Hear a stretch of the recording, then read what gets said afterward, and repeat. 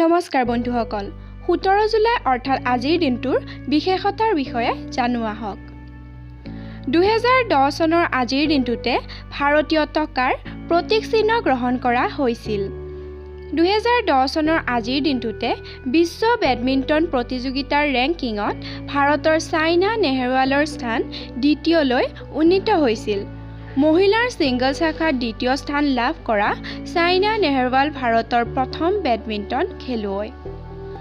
2006 চনৰ আজিৰ দিনটোতে ইণ্ডোনেছিয়াৰ জাভা দ্বীপৰ সমীপত সংঘটিত 7.7 প্ৰাবল্যৰ ভূমিকম্পৰ ফলত হোৱা সুনামিত 5 শতাধিক লোকৰ মৃত্যু আৰু কেইবা শতাধিক লোকৰ সন্ধানহীন হৈছিল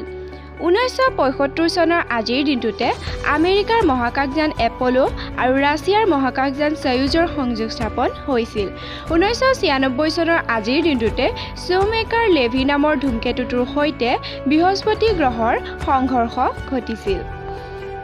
তদুপৰি আজিৰ দিনটোৰ বিশেষ বুলি ক'বলৈ গ'লে আজি আন্তঃৰাষ্ট্ৰীয় ন্যায় দিৱস আৰু আজি স্লোভাকিয়াৰ স্বাধীনতা দিৱস ধন্যবাদ